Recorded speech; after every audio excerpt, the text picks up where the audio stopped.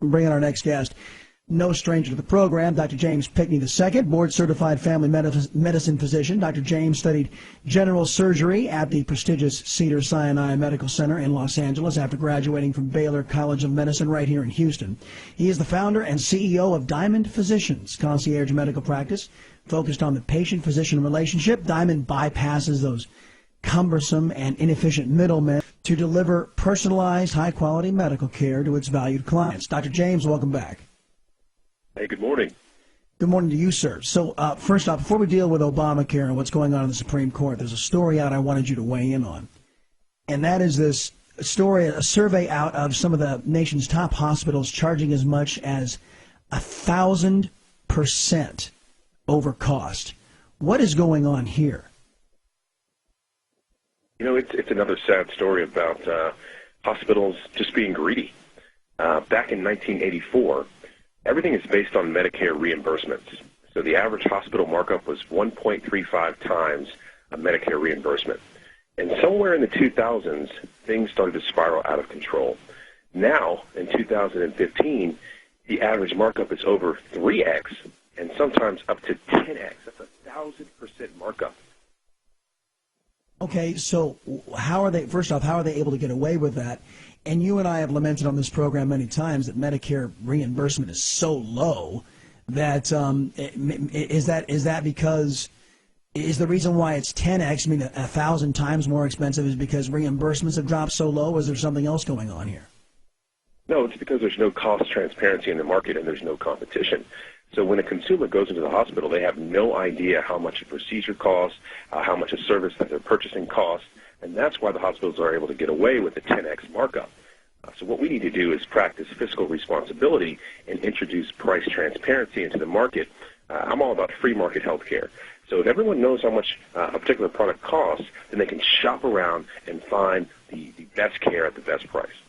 You know, the liberals told us that if we made more money available for college, more taxpayer money available for college or for education, that costs would drop. And of course, you and I both know that the more government money and a lot of these institutions look at that as free money and an unending money pit. We saw the exact opposite happen. Tuition rates skyrocketing all over this country because, hey, it's government money, it's an unending pit of money, and they go after it. Same thing we're seeing, too, here with the cost of medicine under Obamacare, now that subsidies are flowing, at least for the time being. Subsidies are flowing. The traitorous insurance companies are making money hand over fist, and everybody in the health care industry is trying to cash in, correct? That's right. That's a great analogy. The federal subsidies, $2 trillion over the next decade, have done nothing but raise prices. So the five major payers, Blue Cross Blue Shield, Aetna, Cigna, and United, have had their best quarters ever. The stocks are up over 100%, and they are, just like you said, making money hand over fist. But the American people, the consumer, is suffering, and they're having to basically pay the bill. I got you. My guest is Dr. James Pinckney II. He is with Diamond Physicians. How can Diamond Physicians' business model work to counter hospitals that in some cases are charging 1,000% over cost? We're the exact opposite of these hospitals that are marking up prices. We practice fiscal responsibility, and we are introducing price transparency to the marketplace. So Diamond Physicians offers a simple service, primary care, family medicine, the backbone of our healthcare system, for one low monthly fee. Kids are $45 a month. On average, adults are about $145, and you receive unlimited visits, never a copay, 24-hour access to the doctor. Plus, we negotiate 80 to 90% discounts on labs and imaging. CT scans are $250 instead of $3,000. MRIs are $400 instead of $4,000. $5 CBC, $6 cholesterol check. Then we throw in unlimited urgent care. So these urgent care and freestanding ERs are popping up all over the country. They're charging a ton of money for simple services. We include all that. So if you have a laceration at 10 o'clock on a Friday night, you come into the office, we stitch you up, there's no additional cost. So if we can replicate this model across the country, it's called direct primary care, then we will be able to introduce price transparency and hopefully turn around this healthcare system.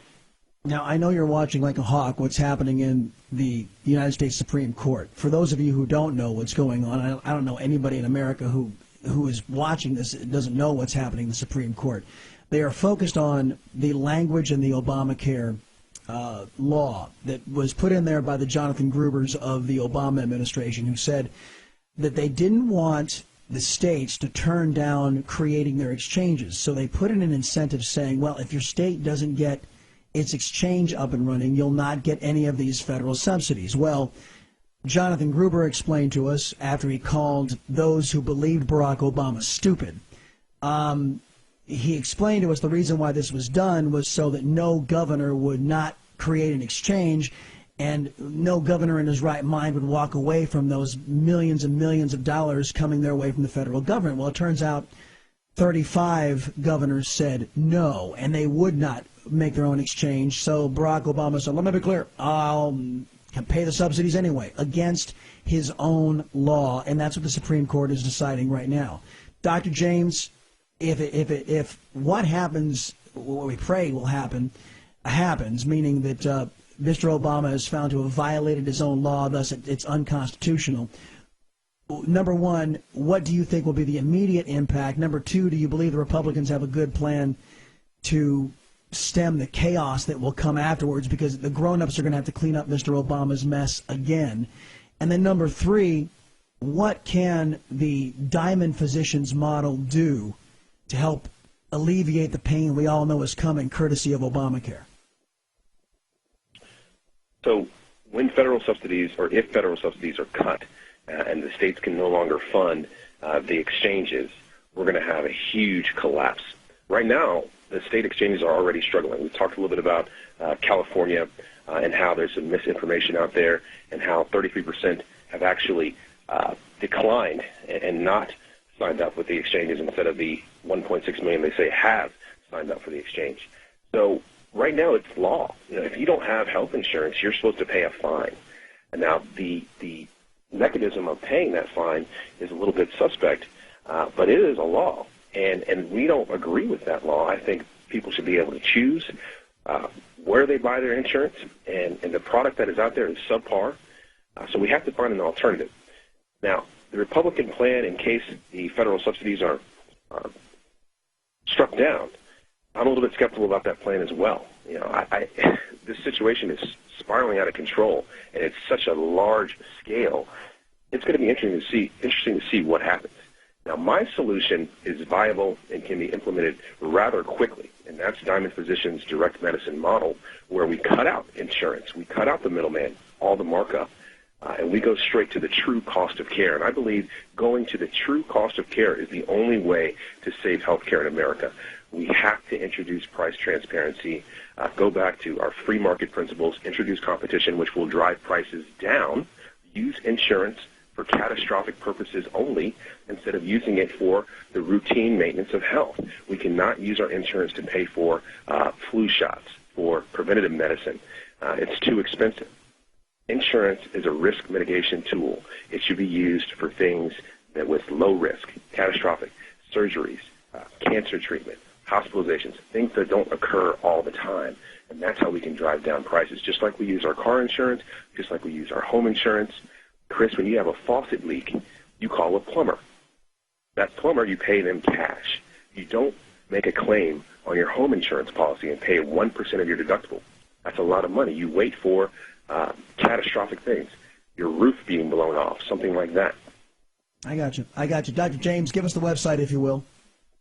DiamondPhysicians.com. We are launching a national franchise initiative in 2 weeks, so hopefully we will be able to build Diamond Physicians in Houston. It's a huge market for us, a lot of demand. We're looking for physicians and investors all over the country who want to join the direct primary care movement and save health care. All right, Dr. James Pinckney II. He is with Diamond Physicians, sir. Appreciate your time and expertise, as always, here on the Salcedo Show. Thanks for having me on the show. You betcha, buddy. More to come on the other side of the break, folks. Your phone calls, 281-558-5738, 281-558-KSEV.